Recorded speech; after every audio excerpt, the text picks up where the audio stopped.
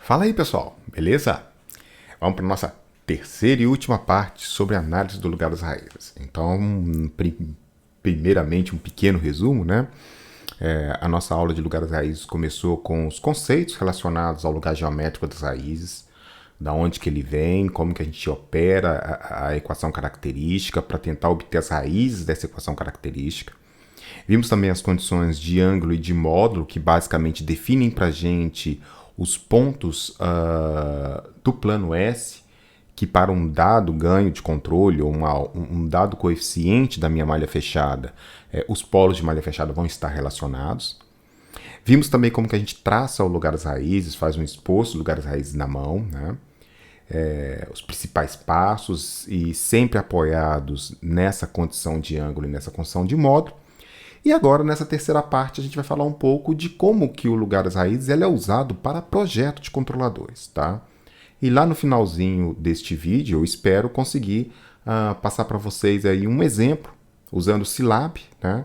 De como que o lugar das raízes pode ser usado para fazer projeto de controladores aí numa ferramenta computacional, tá bom? Então vamos lá.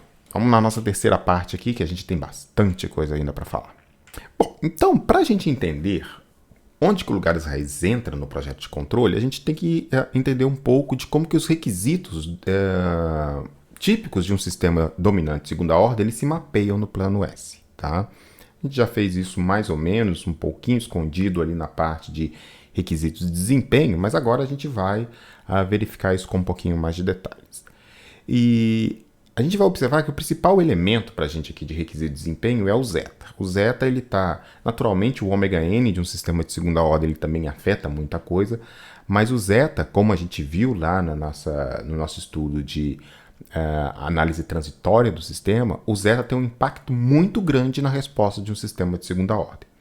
Na verdade, os 4 casos que caracterizam um sistema de segunda ordem, eles são devidos ou influenciados por esse parâmetro zeta. Então, é muito importante que a gente saiba quantificar, ou melhor, relacionar esses requisitos de desempenho com o zeta, tá?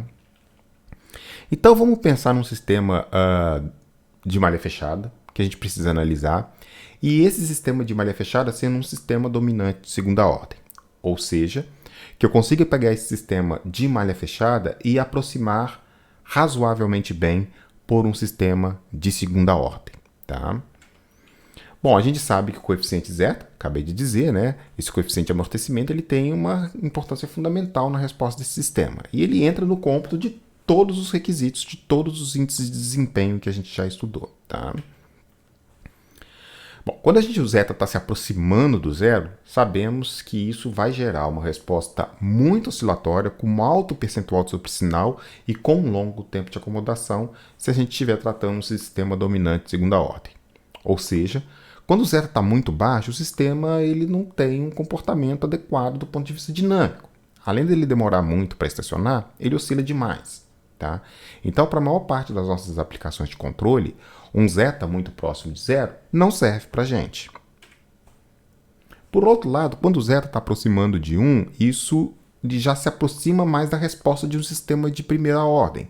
Ou seja, eu tenho uma resposta que quando eu dou um degrau unitário, ele se aproxima ou ele converge assintoticamente por meio de uma exponencial para o valor final, né? Então, esse zeta mais próximo de 1 leva o meu sistema de segunda ordem até uma cara mais próxima do sistema de primeira ordem, tá? Do ponto de vista de resposta transitória. Já o zeta muito próximo de zero já está trazendo o meu sistema para um aspecto oscilatório puro, sistema não amortecido. E eu tenho esse universo para tratar entre 0 e 1 do sistema de segunda ordem subamortecido, que vai ser basicamente o espectro, né? A região que eu vou poder tratar desse sistema de segunda ordem para tentar conseguir casar os meus requisitos de desempenho, tá? Sempre reforçando que tudo que a gente está falando aqui vale para um sistema dominante de segunda ordem, tá? Então, o que a gente vai tentar fazer aqui é, dentro dessa faixa de 0 a 1, escolher um valor de zeta que para a gente represente um valor adequado, já que muito próximo de 0 é inviável, muito próximo de 1 talvez dependendo ali do valor de zeta, ou se o zeta for muito maior que 1, vale mais a pena tentar aproximar esse sistema por um sistema de primeira ordem. Então vamos ver o que a gente consegue fazer aqui. Bom, nesse gráfico aqui eu estou mostrando dois requisitos de desempenho para vocês em função do zeta, tá? O primeiro é o percentual de sobressinal pelo zeta. Então aqui eu tenho percentual de sobressinal, tá? Em porcentagem. E o zeta, variando de 0,1 até um valor bem próximo de 1, que acho que é 0,95. E aqui eu tenho o tempo de pico. O tempo de pico, aqui também está em segundos. Isso aqui é para um dado ômega n, tá? Que para a gente aqui não vai interessar qual que é o valor. Um dado ômega n qualquer. A gente sabe que o tempo de pico depende do ômega n, mas o percentual de sobressinal não depende do ômega n. Então essas duas situações aqui está considerando o mesmo ômega n, tá? E aqui eu tenho também a relação de zeta, tá? Então percentual, tempo de pico por um zeta, para um dado ômega n. E aqui o que a gente observa é o seguinte, note, o percentual de sobressinal é a oscilação. O tempo de pico é o valor onde esse percentual ocorre, alcança o seu valor máximo. Tá? Então aqui eu tenho um requisito de oscilação, aqui eu tenho um requisito de tempo dessa oscilação máxima. Então são dois requisitos que naturalmente são discrepantes entre si. Na medida que aumenta o zeta do sistema, o percentual de sobressinal tende a cair. Lembrando que com zeta muito baixo, a oscilação chega a valores muito altos, até 72%, 73%, quando o zeta é próximo de 0,1. Então é uma oscilação absurda. Seria você dar um degrau unitário e a sua resposta chegar a um valor de pico de 1,7. Tá?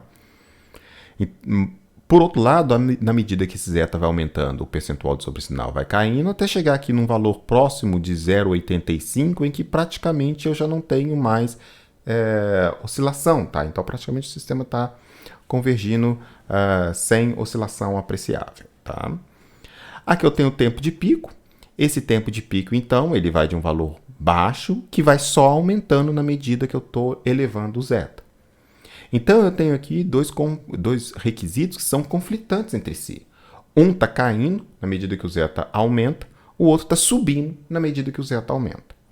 Então, o que eu gostaria aqui seria de uma região de zeta que expressasse para mim um compromisso entre esses dois requisitos. Tá? E se você observar essas duas figuras, você vai ver que um zeta na faixa de meio a 0,75 é um bom compromisso entre as duas coisas. Note, com um zeta de meio, eu tenho aqui um percentual de sobressinal de cerca de 18%. Vai, fazendo uma conta aqui, talvez 15%, enfim. Tá? E com zeta 0,75 eu já tenho um valor menor que 10%. Por outro lado, nessa mesma faixa de valores, você vai ver que naturalmente o tempo de pico ele varia, mas ele não varia de uma maneira tão intensa quanto na região com zeta mais alto. Então é comum em projeto de controle a gente usar esse zeta nessa faixa de 0,5 a 0,75 como uma expressão de uma região de desempenho razoável para um sistema de segunda ordem. Então, sempre que a gente vai fazer um projeto de um sistema de controle, que a malha fechada é um sistema que a gente possa aproximar por um sistema de segunda ordem dominante de segunda ordem subamortecido, a gente vai tentar fazer o projeto de forma que esse zeta ele varie entre meio e 0,75 por representar um compromisso entre esses dois requisitos. Tá? Naturalmente, depois a gente vai ver que esse zeta ele entra como um requisito de desempenho lá na resposta em frequência. Só que a gente vai ter que aguardar um pouquinho mais ainda para ver isso. Tá? Mas o fato aqui é que é prática em projeto de controle, quando a gente está tratando de requisitos de sistemas dominantes de segunda ordem, tentar alocar esse zeta nessa região entre meio e 0,75. Tá? Bom, mas vamos pensar então um zeta nessa faixa aí. Vamos pensar um zeta igual a 0,6. Onde que esse zeta está? Ou onde que os polos que têm esse coeficiente de amortecimento estariam no plano S? Tá? Bom, a gente lembra que a fase, né, aquele ângulo entre a parte real, o módulo da parte real, né, e a parte imaginária dos polos complexos conjugados, ou dos polos complexos de segunda ordem, ele é dado por essa fórmula aqui, tá? Arco tangente da raiz de 1 menos zeta ao quadrado sobre zeta. tá? Então é exatamente o ângulo que se forma no eixo real negativo do vetor, né, que se forma em relação ao eixo real negativo da parte real e da parte imaginária desse polo complexo conjugado que forma lá o sistema de segunda ordem. Bom, então, quando a gente tem aqui o zeta igual a 0,6 e aplica nessa fórmula, a gente vai ver que esse valor aqui vale aproximadamente 0,93 radianos, o que é 53 graus.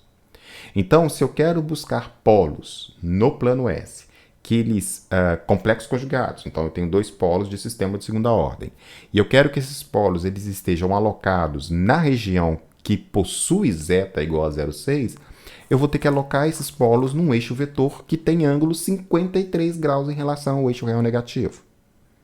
Naturalmente, a posição em cima desse eixo vetor vai depender do ômega n, tá? Mas aquilo que se refere apenas ao zeta, que é o que está relacionado, por exemplo, ao percentual de sobressinal, esse zeta de 0,6 é um percentual de sobressinal de aproximadamente 10%, tá?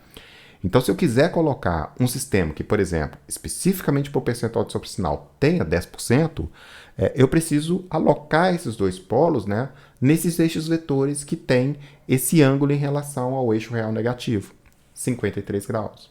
Tá? Então, é isso que eu preciso fazer. Na hora de projetar o sistema, eu vou escolher esses parâmetros, zeta e ômega n, de forma que eles expressem para mim requisitos, e eu vou tentar posicionar esses polos nessas interseções de região que vão dar os respectivos requisitos de desempenho que eu quero. Então, por exemplo, vamos pegar lá de novo a nossa faixa de zeta de meio a 0,75. Né? Então, essa faixa de meio a 0,75, ela dá um compromisso entre os requisitos de percentual de sobressinal e de tempo de pico. Beleza. Como que se expressa essa região entre zeta igual a meio a 0,75 no plano S? Isso vai se expressar por meio dessa região que está marcada em laranja aí. Naturalmente, eu tenho aqui dois eixos vetores. Vamos pegar apenas esse terceiro quadrante aqui, tá? Esse terceiro quadrante aqui. Eu vou ter dois eixos vetores. O eixo vetor que está com o ângulo mais alto, né, naturalmente, é aquele que tem percentual de sobressinal, que tem zeta menor. Então, esse eixo vetor que está aqui, limitando superiormente essa região, ele tem um ângulo em relação ao eixo real negativo de 60 graus. E ele expressa exatamente o zeta igual a 0,5. Tá? Então, o zeta 0,5 é esse eixo vetor que está aqui. Já o zeta igual a 0,75, ele é expresso pelo eixo vetor com ângulo de 41 graus em relação ao eixo real negativo. Tá? Então, uma variação de zeta igual a meio a 0,75 é expressa como essa região laranja aqui que sai desse eixo vetor mais próximo do eixo imaginário até esse eixo vetor mais próximo do eixo real. Naturalmente, como a gente está falando de um sistema de segunda ordem, ele tem dois polos complexos conjugados, o que vale aqui para o terceiro quadrante também tem que acontecer espelhado aqui no quarto quadrante. Tá? Então, por exemplo, se eu quisesse ter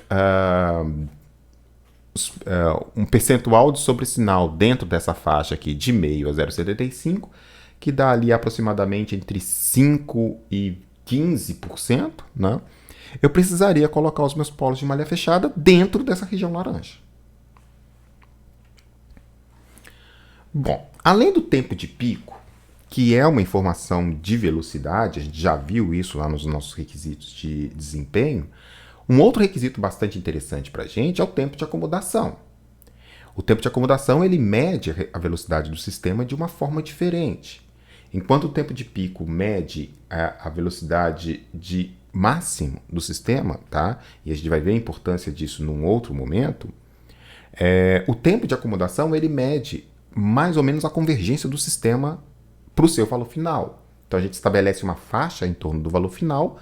Quando o sistema ele entra dentro dessa faixa, a resposta do sistema entra dentro dessa faixa e não sai mais, a gente estabelece que o sistema está muito próximo da sua convergência para o valor final. E o tempo que eu demoro para fazer isso, naturalmente, um degrau unitário, né? Um sinal degrau que eu estou aplicando na entrada. O tempo que o sistema demora para entrar nessa região é o que a gente chama de tempo de acomodação. tá? Então, do ponto de vista de sistemas de controle, muitas vezes a gente vai usar o tempo de acomodação em vez do tempo de pico, porque esse tempo de acomodação vai dar um outro, um ingrediente talvez até mais importante para a gente, que é o tanto de tempo que o sistema demora para alcançar a sua região de acomodação em torno do valor final. Tá? Então, em muitos contextos, o tempo de acomodação é até mais interessante para a gente. Bom, a gente viu que o tempo de acomodação ele é expresso para praticamente todas as classes de sistemas como 4 sobre o módulo da parte real dos polos ou do polo desse sistema, tá? Quando a gente está usando aquela métrica de tempo de acomodação de 2% em torno do valor final, tá? Bom, se eu tenho um sistema dominante de segunda ordem subamortecido, né, o nosso tempo de acomodação vai ser aproximadamente 4 sobre zeta ômega n. Como a gente viu também, essa aproximação é uma aproximação boa se você está ali entre 0,3 e 0,8. É uma aproximação que funciona legal dentro dessa região. Tá? Como ela está englobando a região que para mim é de interesse, que é de meio a 0,75, a gente pode usar essa aproximação aqui sem maiores problemas dentro dessa faixa. Tá? Então, o tempo de acomodação ele é aproximado por 4 sobre zeta ômega n. E a gente acabou de dizer, e já tinha visto antes, que o denominador disso aqui é exatamente o módulo da parte real dos polos. Então, isso aqui é o negativo da parte real dos polos dominantes de segunda ordem. Então, o zeta ômega n é exatamente o módulo da parte real. Isso significa que o tempo de acomodação ele é basicamente modificado por meio do módulo da parte real. O que isso quer dizer? Que o tempo de acomodação, como ele é praticamente um espelho do módulo dos polos, né? O que acontece é que ele vai espelhar exatamente eixos verticais do plano S, que são exatamente aqueles lugares onde eu tenho a parte real dos polos, né? Naturalmente, do lado esquerdo do plano S, né? Então, o requisito de tempo de acomodação ele vai espelhar no plano S uma reta vertical centrada na parte real de seus polos dominantes de segunda ordem. Tá? Naturalmente, o tempo de acomodação é o inverso do módulo do polo. Então, quanto mais próximo do eixo da origem do plano S esses polos estiverem, mais lenta vai ser a acomodação, mais tempo o sistema vai demorar para acomodar para o seu valor final. Porque o tempo de acomodação é 4 sobre a parte real. Por outro lado, quanto mais distante estiver esses polos, a parte real desses polos em relação à origem, mas sempre no eixo real negativo, tá? Quanto mais distante a parte real desses polos estiver da origem do plano S, mais rápida é a acomodação. Então há aqui uma inversão de fenômenos. Se eu quero aumentar a velocidade do sistema, eu tendo a colocar os polos mais distantes da origem.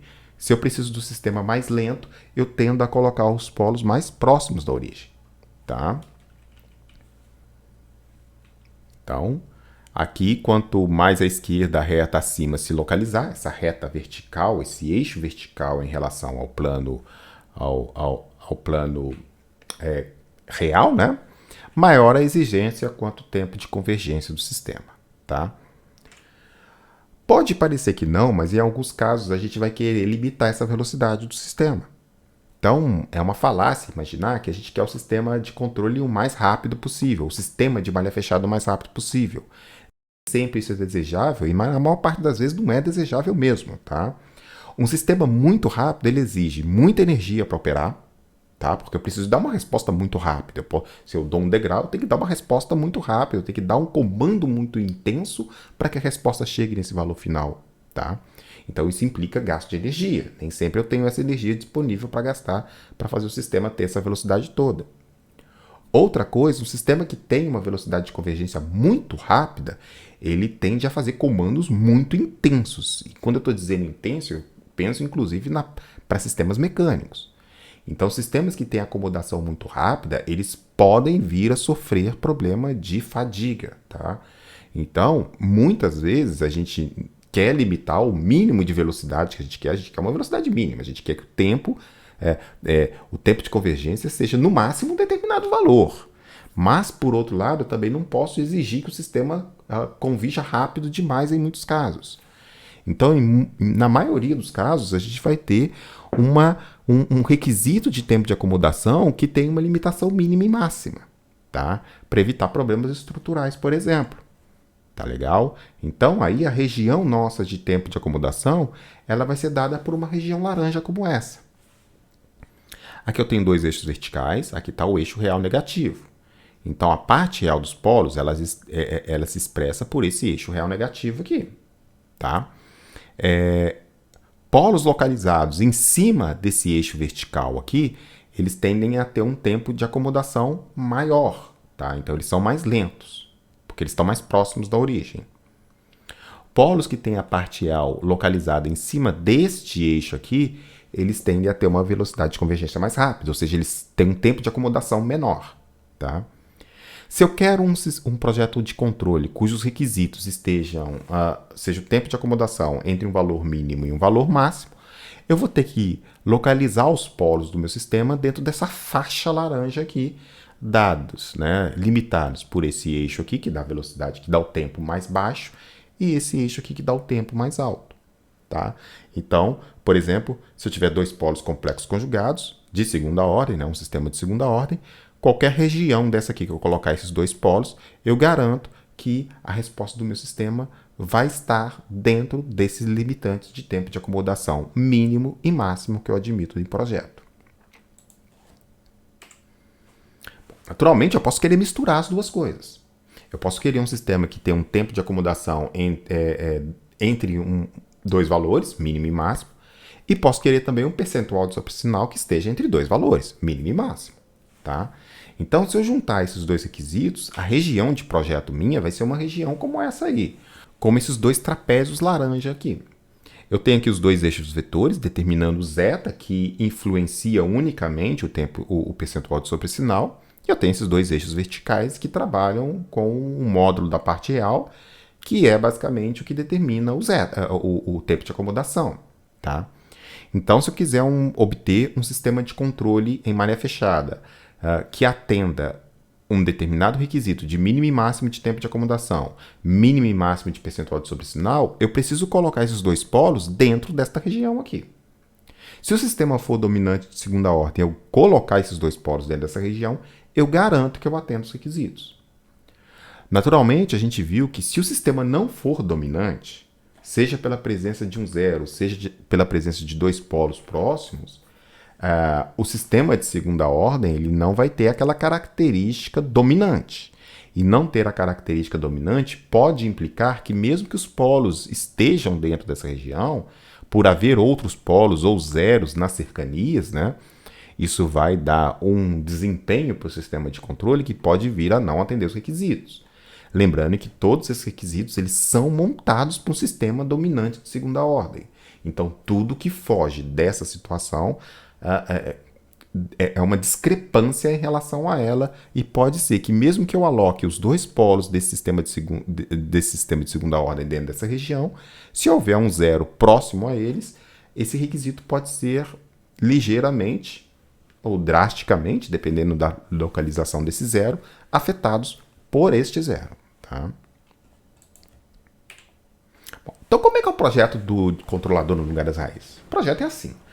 A gente tem os requisitos, que é dado pelo projeto, a gente sabe o que o nosso sistema em malha fechada tem que fazer, a gente sabe qual que é o tempo de acomodação que a gente quer, um valor mínimo, um valor máximo, o percentual de sobresinal a gente também sabe qual que é o valor mínimo, o valor máximo que a gente aceita, a gente desenha no plano S essa região que denota a interseção desses requisitos. A gente viu também que o lugar das raízes, em função, por exemplo, se eu tenho uma planta qualquer e eu tenho um controlador que é um ganho, a malha fechada, ou seja, os polos de malha fechada desse sistema em função do ganho, vai ser o lugar geométrico do lugar geométrico dado pelo lugar das raízes, né, que expressa para mim onde vão ter polos de malha fechada em função daquele ganho K. Então, aí o que eu faço? Uma vez que eu tenho os polos, as regiões de requisito desenhadas, eu desenho sobre essa região os lugares raízes e vejo se o lugar das raízes passa dentro dessa região. Se o lugar das raízes passar dentro da região de requisitos, isso quer dizer que existe para aquela configuração do sistema de controle em malha fechada um valor de K para o qual os polos de malha fechada vão estar dentro daquela região que eu estabeleci. E aí eu garanto que para aquele K dado dentro daquela região, os polos estão dentro daquela região. Naturalmente, como a gente disse, isso não garante que os requisitos vão ser atendidos, porque o sistema pode não ser dominante de segunda ordem. Tá? Mas, se ele for de segunda ordem e não tiver zero, por exemplo, a gente fizer isso, a gente garantir que o sistema tem o desempenho que a gente espera. Tá? Esse é o caso mais fácil. Se, por outro lado, a gente tem um mapa de requisitos desenhado do plano S, a gente desenha um lugar das raízes e esse lugar das raízes não passa dentro dessa região para aquela configuração de controlador, não existe para aquela configuração de controlador nenhum valor que vá permitir que o projeto seja atendido, simplesmente porque os polos de malha fechada não vão passar dentro da região. E aí o caminho que a gente vai ter que fazer é trocar a estrutura do controlador, em vez de usar o ganho com mais alguma coisa, para tentar forçar o lugar das raízes para passar dentro daquela região. Tá? Então a ideia é mais ou menos essa. Por exemplo, vamos pegar essa figura aqui. Vamos supor que o meu sistema seja um sistema de primeira ordem, uma planta de primeira ordem, tá? Que eu estou realimentando com um ganho qualquer. Vamos supor que o ganho, o polo desse sistema de primeira ordem esteja aqui, nesse cruzamento entre o eixo vertical aqui e o eixo real. Esse ponto aqui onde está a mãozinha, tá? Bom, a gente já sabe que a gente quer que os polos passem dentro dessa região laranja, que são os meus requisitos. Só que, se o sistema só tem um polo, e ele está localizado ali onde está aquela mãozinha, em malha fechada, o lugar das raízes dele, ou seja, os polos de malha fechada, eles vão acompanhar o eixo real negativo a partir daquele polo. Então ele vai sair desse ponto e vai caminhar à esquerda aqui para todo o infinito. Esse é o lugar das raízes de um sistema de primeira ordem. Ou seja, um sistema de primeira ordem realimentado por um ganho de controle K nunca vai conseguir passar dentro dessa região laranja. Simplesmente porque o lugar das raízes dele acompanha o eixo real negativo. Como que a gente vê isso? Esboçando o lugar das raízes do sistema de primeira ordem aqui em cima do plano S. E daí aquela ideia de passar para vocês como é que faz o esboço rápido de um sistema. Aquelas regras lá não é para vocês ficarem batendo com aquelas regras, tentando memorizar, mas é para você ter assim, algum traquejo, para você pegar um papel, traçar rapidamente esse lugar das raízes e poder perceber intuitivamente se o seu projeto de controle é possível ou não. Isso o computador não entrega para você. É claro, se você colocar lá um sistema de primeira ordem, ele desenha lá o lugar das raízes para você.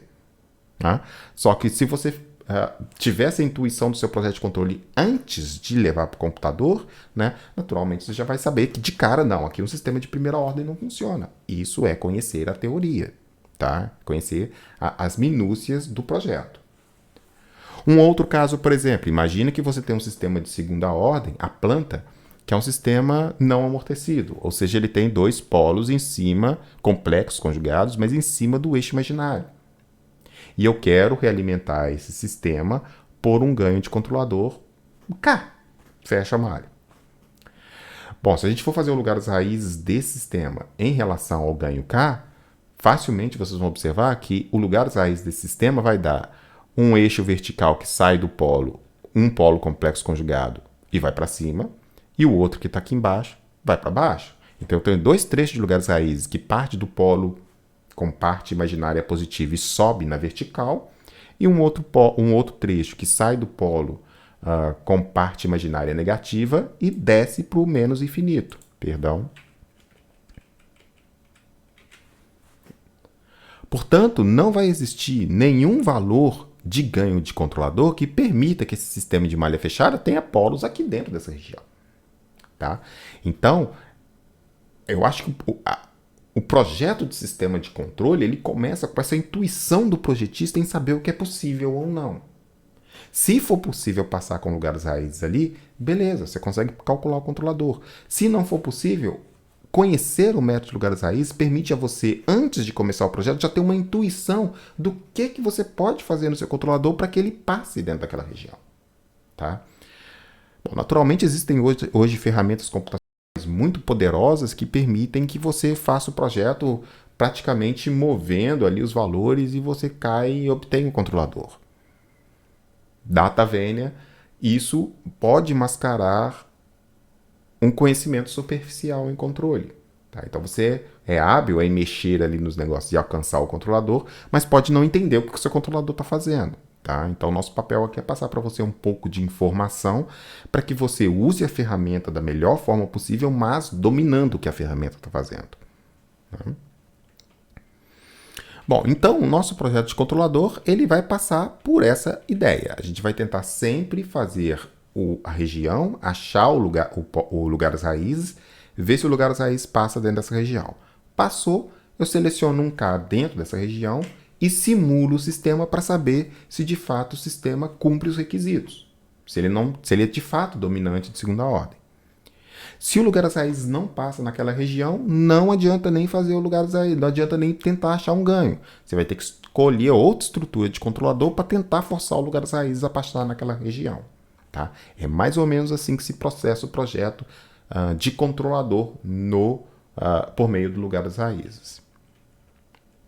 A gente vai falar mais sobre isso quando a gente estiver falando da nossa próxima etapa do curso. Então, na nossa próxima etapa, a gente vai fazer um projeto de um controlador bem conhecido de vocês. Se não conhecido, pelo menos você já ouviu falar dele uma vez na vida, por meio do lugar das raízes. Tá? Bom, então a gente vai pegar um exemplo aqui, vamos aproveitar uns minutinhos aqui, vamos fazer uma simulação. Vamos fazer um exemplo computacional aqui para que você veja como mais ou menos se opera a coisa. Tenho aqui esse sistema, tá? A planta é S mais 5 sobre S ao quadrado mais 1. Então é um sistema de segunda ordem, tá? É um sistema de segunda ordem não amortecido. Ele tem dois polos em mais ou menos J, tá? E ele tem um zero. Um zero em S igual a menos 5. Então não é um sistema de segunda ordem puro. Ele é um sistema de segunda ordem que tem um zero que está ali no numerador. Eu estou usando um ganho de controlador K, tá? E estou fechando a malha. K, o G de S, que é isso, fechei a malha. O sistema de malha fechada vai ser Kg sobre 1 mais Kg. Eu estou pegando ali o polinômio característico. 1 mais Kg de S, que é igual a 1 mais K, S mais 5 sobre S ao quadrado mais 1. E eu quero projetar o controlador K, né, o ganho K, tal que os polos dominantes de segunda ordem tenham o zeta entre 0,5 e 0,75, tá? Para garantir um percentual de sobressinal menor que, na verdade não menor que 10%, né? Mas entre 5% e 12%, e tem um tempo de acomodação entre 1 e 5 segundos. Tá? Bom, para fazer esse projeto de controlador aqui, então, o que a gente vai fazer? A gente tem aqui, então, o zeta e o ômega n, o zeta, né, e a parte real dos polos, né, que eu tenho que respeitar, é uma região parecida com aqueles dois trapézios que a gente mostrou lá em cima, tá? Então, o que a gente vai fazer agora é fazer o projeto desse sistema por meio do computador. Então, aqui eu vou usar o Scilab. Quem não conhece, vou falar um pouco de ferramentas aqui de controle também, ferramentas de controle. A gente tem muitas ferramentas hoje disponíveis para a gente fazer projeto de controle, tá? Algumas que se destacam são o MATLAB, é uma ferramenta excelente, só que é uma ferramenta proprietária, tem muitos recursos, tem um recurso de simulação poderosíssimo, é realmente uma ferramenta fantástica, mas é uma ferramenta proprietária, é uma ferramenta que você precisa pagar para utilizar. Tá? Mas é uma ferramenta de vanguarda. Foi com MATLAB que a maior parte dos engenheiros de controle começou a sua vida de controle. Tem muito projeto de controle feito com MATLAB, mas é uma ferramenta hoje proprietária que nem sempre é acessível para um estudante, enfim, um profissional, né? Enfim, é uma ferramenta que tem um custo. A gente tem algumas outras alternativas que elas são gratuitas, tá? Então são ferramentas que, por serem gratuitas, naturalmente elas passam por um desenvolvimento pela comunidade, tem uma série de aperfeiçoamentos que são feitos ao longo do tempo, e eu citaria aí, por exemplo, o Python, né? Tem uma biblioteca de controle para o Python, bastante razoável, tá? O Octave é uma outra ferramenta gratuita, tá? Depois eu vou deixar os nomezinhos aí embaixo para quem, né, não conhece. O Octave é uma ferramenta muito boa, gratuita, que o Octave tem uma característica muito interessante que os desenvolvedores usaram no nome dos códigos, né? Não estou falando que os códigos são iguais não, tá? Mas o nome das funções de controle, ou praticamente todas as funções do Octave, tem a mesma nomenclatura, a mesma sintaxe do MATLAB. Então, se você aprendeu a usar o MATLAB, você já aprendeu a usar o Octave de quebra. Se você aprendeu a usar o Octave, você já aprendeu a usar o MATLAB de quebra. Desvantagem: o Octave não tem uma ferramenta de simulação orientada a objetos. Né? Não tem bloquinhos que você possa colocar lá para fazer as coisas. Né? E tem também o Scilab. O Scilab é uma ferramenta do mesmo tipo. MATLAB, Octave, Scilab, eles são ferramentas computacionais do mesmo escopo, né? O Scilab é uma ferramenta bastante interessante, ela é gratuita também. Ela tem uma ferramenta de simulação por bloquinhos também interessante, que é o Xcos, né?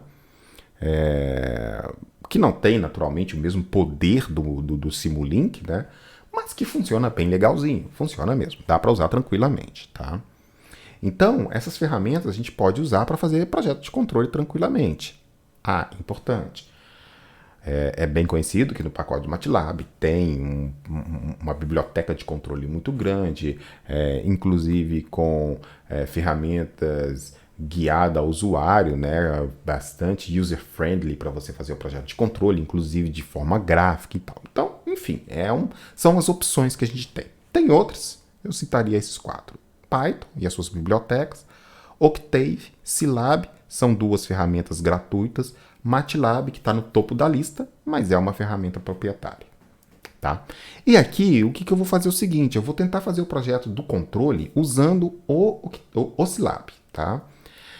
Eu vou deixar aqui também o código do Scilab aí para vocês brincarem, então se você quiser instalar o Scilab na sua máquina e tentar rodar o comando aqui, né, eu vou mostrar para você, vou mostrar aqui os comandos, vou falar basicamente o que a gente está fazendo, e aí você vê o que fica melhor para você aí. Tá? Bom, então o que eu vou fazer é o seguinte, eu vou fazer o projeto deste sistema, S mais 5 sobre S ao quadrado mais 1, com um ganho de controlador K, tá? E eu vou tentar encontrar um K que mapeie os polos de malha fechada desse sistema dentro desta região delimitada pelo zeta entre meio e 0,75 e o tempo de acomodação entre 1 e 5 segundos para um sistema dominante de segunda ordem. Vamos ver o que vai acontecer. Bom, então vamos lá. Muito bem, estamos aqui com o Scilab aberto, tá? Então eu fugi, tô saindo daqui, depois vocês vão me ver, tô colocando a tela cheia aqui para ficar melhor, para a gente poder discutir o programa e vocês enxergarem o que eu tô fazendo, tá? Então vamos lá, estamos aqui com a tela do Scilab, né? Isso aqui é o C-Notes, né? Que você usa para gerar os programas, né? Que depois tem aqui uma área de trabalho que você pode operar com ela, né? Então aqui é como se fosse o MATLAB, você pode aqui fazer as suas contas e sair com resultado, só que não 5 igual a 6, mas 5 mais 6, por exemplo, tá? Então você tem aqui uma área de trabalho que a gente não vai trabalhar com ela não. Vou minimizar, vou deixar aqui só o C-Notes, que é basicamente onde que eu monto um script, um programinha que quando eu dou o F5, ele roda e faz aquilo que eu quero mostrar para vocês, tá? Então aqui tem vários comandos, tá? Eu não vou entrar em detalhe aqui a respeito do que cada comando desse faz, tá? Eu vou deixar aí o comando, o código aí, é um código bem pequenininho, tá? Para vocês poderem se divertir depois e tentar até aprender e enxergar o que cada uma dessas coisas aqui faz, tá?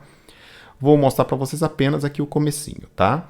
Então aqui eu estou definindo neste comando aqui uma variável S, que é a variável de Laplace, tá? Por meio do comando poly.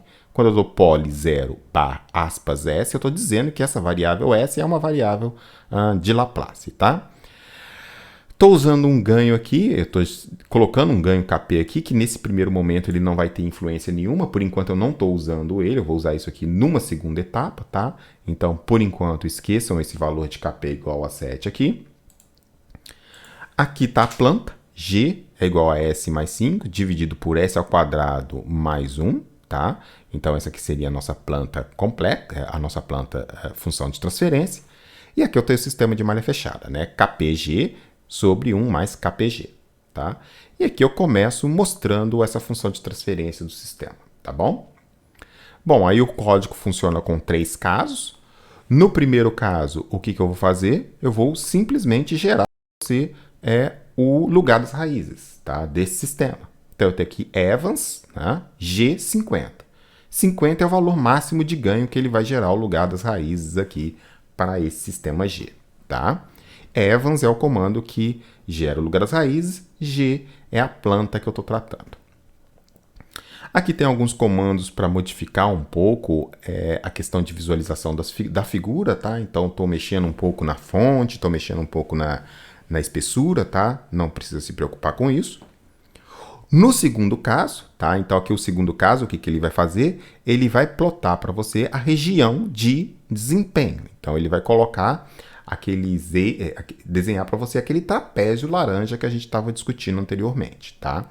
E vai plotar para você também o lugar das raízes. Então, ele vai plotar para você o lugar das raízes em cima ou no mesmo gráfico que os requisitos de desempenho de zeta de tempo de acomodação que a gente colocou. Esse caso 2 vai ser útil para a gente saber se o lugar das raízes, nesse caso, passa ou não na região de projeto, na região de requisitos. Se passar, beleza, a gente tenta pegar um valor de ganho lá dentro, tá?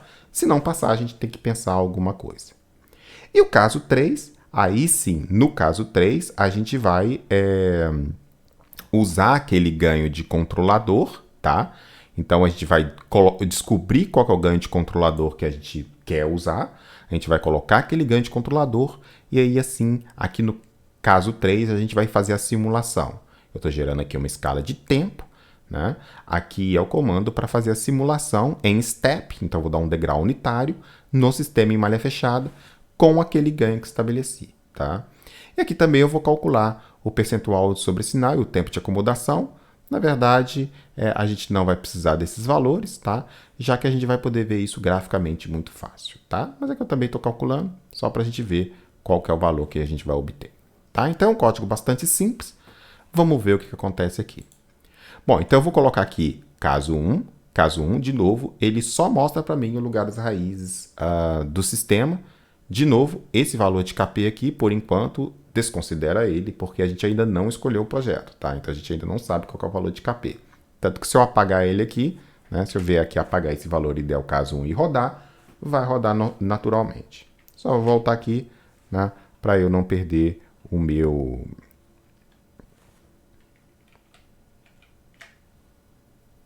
Bom, então eu vou voltar aqui apenas para não perder o valor que eu tinha aqui antes. Então, caso 1, vamos ver qual que é o lugar das raízes deste sistema em função de um ganho K.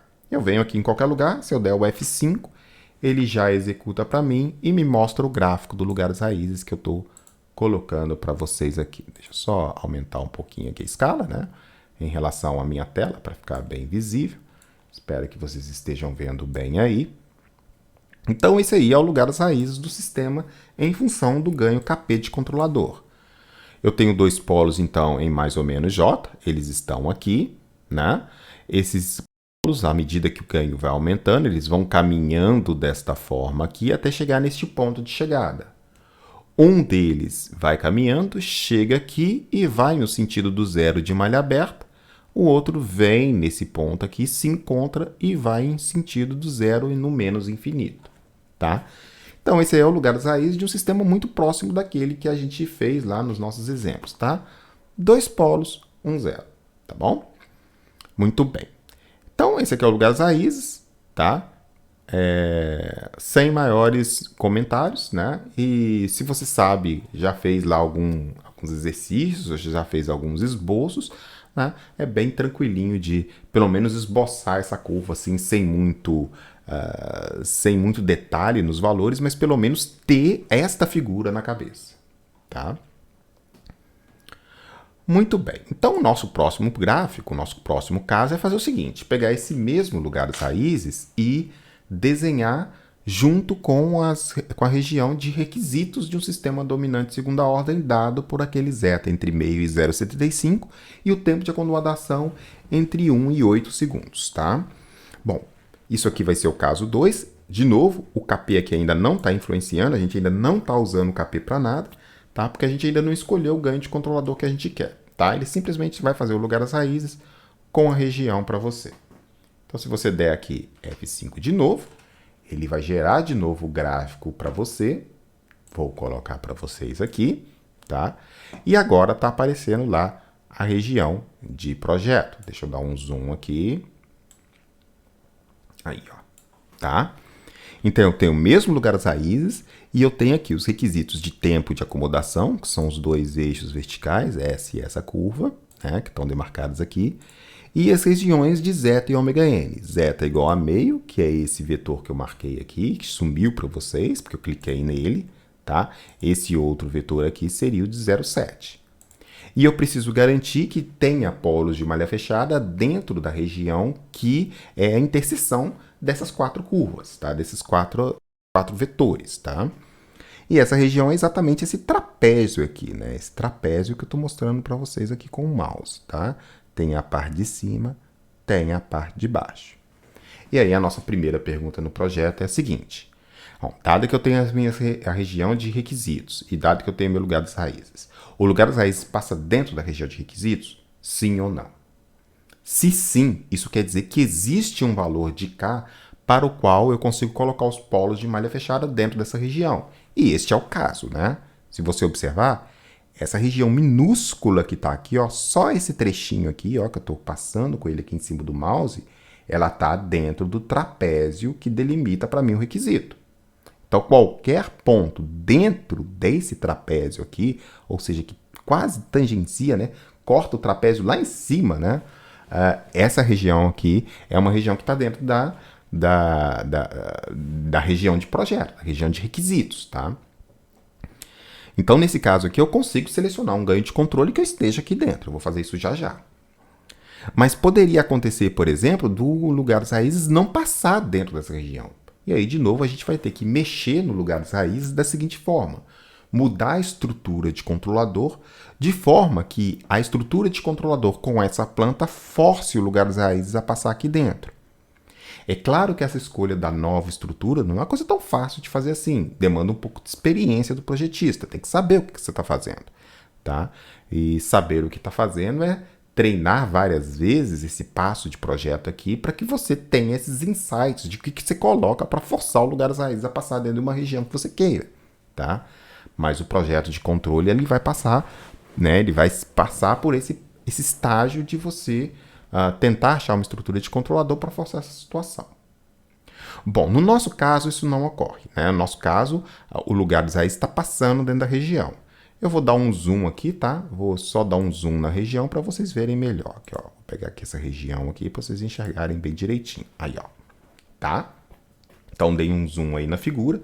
Tá vendo que o lugar das raízes está aqui, ó. Tá passando dentro do trapézio, tanto em cima quanto embaixo, tá? O polo complexo é o imaginário negativo e o imaginário positivo, tá? Então, basicamente, aqui o que eu preciso fazer? Eu tenho que encontrar um valor de ganho que me aloca numa desses pontos, ou num lugar desse trecho aqui. Bom, o Scilab ele tem uma coisa bem interessante, que é essa nuvenzinha aqui, que o MATLAB também tem, tá? Toggle Data Type Mode, tá? Então, quando você clica nele, se você clicar em algum ponto do gráfico, ele gera para você uma legenda que, no caso aqui do lugar das raízes, ele dá para você o polo que você acabou de selecionar. Você clicou aqui, aparece o valor do polo, a posição desse polo. No caso aqui é menos 3,82 mais 4,96J. E ele te fala o ganho de controle, o loop gain, né? Que se você colocar na malha fechada, você garante que o polo de malha fechada está aqui. Nesse caso, 7,643, tá? Bom, se você pegar e clicar em cima desse quadradinho aqui, você com o mouse também consegue arrastar ele, com o mouse e com o teclado, né? Então você consegue ir caminhando com ele, né? Para você poder escolher uma região aqui dentro, né? Um ponto aqui dentro dessa região, tá? Então vamos supor que, por exemplo, que eu selecione o valor 7,5, tá? O valor 7,5 ele está dentro aqui desta região. Bom, é assim que a gente faz o projeto. Então, Se eu colocar na malha naquela malha lá um ganho de 7,5, né, que é aproximadamente 7,5, 7,6, eu garanto que tanto este polo quanto este polo estão dentro da região. A questão é, será que se eu colocar um polo com um valor 7,5, né, um ganho de valor 7,5, esses polos aqui nessa região são suficientes para atender os requisitos de projeto que eu queria? Sim ou não? Bom, a gente tem que lembrar que tem um zero aqui, né? Esse zero aqui está perigosamente próximo em termos de valor real, né? Da parte real desses polos aqui. Então, esse zero tende a mudar a resposta transitória desse sistema em relação àquele que eu só tenho dois polos complexos conjugados, tá? Então, a gente, uma vez escolhido o projeto, aqui acabou o projeto do ponto de vista dessa estrutura de controle. Eu já tenho a estrutura é um ganho proporcional.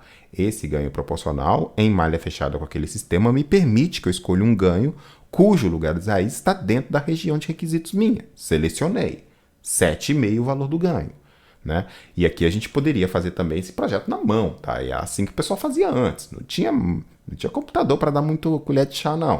O cara fazia isso tudo aqui na mão com uma carta gráfica, né?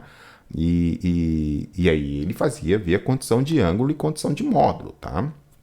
Mas aqui no nosso caso a gente já tem o computador à nossa disposição, não vamos desprezar a ferramenta, né? Tá aqui, selecionei esse valor, só que como a parte real desse polo está muito próximo da parte real desse cara aqui, que é menos 5, que a parte real é menos 5, aqui a parte real é menos 3,8. Eu preciso averiguar, simulando esse sistema em malha fechada, se de fato os requisitos foram atendidos. Tá?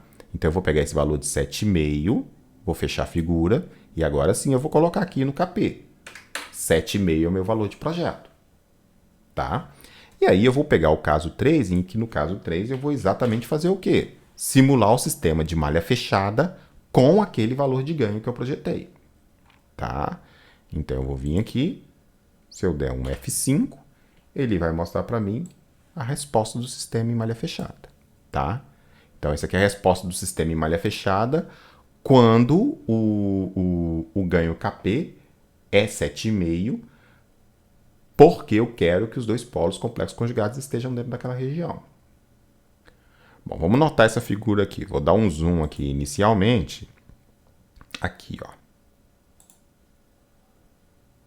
Pronto. Você vai ver que o percentual do sobressinal, ele alcançou cerca de 22, 23%. Ou seja, esse sistema não pode ser assumido dominante de segunda ordem. Porque se ele fosse dominante de segunda ordem, se ele não tivesse aquele zero, ou se aquele zero tivesse muito distante, a parte real dele tivesse muito distante da parte real do polo, né? Esse pico aqui não ocorreria em 23%, ele ocorreria dentro daquilo que estabelece a região, ou seja, entre 5% e 13%. Então, isso aqui é devido à proximidade do zero. Então, o percentual do sobressinal foi degradado por causa da presença daquele zero. Tá? O tempo de acomodação não foi muito, não. O tempo de acomodação aqui está em torno de 1 segundo. Tá? Então, 1 segundo, 1,2, a gente queria que ele fosse entre 1 e 8. Beleza, o tempo de acomodação tá ok, mas o tempo de pico não tá legal. Tá? Uma coisa interessante que eu vou mostrar para vocês aqui, eu vou voltar no caso 2 só para mostrar uma coisa para vocês. A gente está usando o ganho 7,5, tá? Eu vou voltar 2 aqui e vou gerar a curva de novo. Vou dar um zoom dentro daquela região. Tá aqui, tá? E vou de novo pegar o valor aqui. Ponto. Peguei um valor. Note que eu não tenho muita liberdade não, tá? O valor aqui, que vai cruzar a região, vamos lá, ó, eu tô aqui é 7,9, só que 7,9 está ainda muito perto do... o módulo aqui, a parte real é menos 4, a parte real do zero é menos 5. E eu posso ir para o outro lado, mas o outro lado também ainda dentro daquela região, estaria aqui mais ou menos, nesse cruzamento aqui, tá? O valor é menos 3,4. Tá? Então, o valor do eixo real é menos 3,4 e aqui é 5, ou seja, não distanciou muita coisa, não. E aqui o ganho é de 6,8 até 8, vai. Então, eu não tenho aqui muita gordura para mexer nesse carro. Ou seja, esse projeto de controlador, com essa estrutura, ele atendeu a região de alocação, mas ele não deu o requisito de controle que a gente queria. Qual que seria uma estratégia aqui? Usar uma outra estrutura de controlador para tentar modificar esse lugar das raízes, TIM, para tentar atender talvez esse requisito numa região mais embaixo aqui, ó, mais distante, né? Região mais próxima aqui do, né, dessa parte mais alta aqui do trapézio, né? Então seria assim que a gente faria o projeto. Então, as conclusões desse projeto nosso estão aí, ó. Como a gente acabou de ver no projeto anterior, mesmo que a gente tenha alocado os polos complexos conjugados na região desejada, não há garantia explícita que os requisitos sejam atendidos, tá? Então, a razão disso é a falta de dominância da parte real dos polos alocados em relação ao zero que está lá na planta, que existe e não tem como tirar ele dali, ele é da planta, tá? O que a gente pode fazer é tentar mexer no lugar das raízes, mudando a estrutura do controlador, tá? E esse é um fato de controle. Na verdade, controle é a ciência do cobertor curto, né? Você tenta resolver um problema, aparecem dois problemas. É assim mesmo, tá? É um problema de solução complicada, em que você vai ter, naturalmente, de ir modificando a sua estrutura de controle para que você atenda os requisitos que você precisa, tá? Bom, então o que a gente vai ter que fazer daqui para frente é propor uma forma de controle que tente ajudar na solução da questão, tente contornar isso. Como que a gente modifica o lugar das raízes para que ele passe naquela região, tá? Então, o nosso trabalho daqui para frente é começar a estudar isso. Como que a gente faz o projeto do controlador para que ele atenda esses requisitos de projeto que a gente tem, tá? Muito legal, falamos bastante coisa, uma aula bem densa, bastante discussão, tivemos aí também um bônus aí de simulação, né? Então eu espero que você dê uma olhada no material aí, enfim, veja, tire qualquer dúvida, né? E continuamos. O próximo tópico é, agora sim, entrar na parte de projeto propriamente dita, com o controlador que é a rainha dos controladores, tá? Então é isso aí. Até a próxima, ficamos por aqui. Aquele abraço. Valeu, tchau.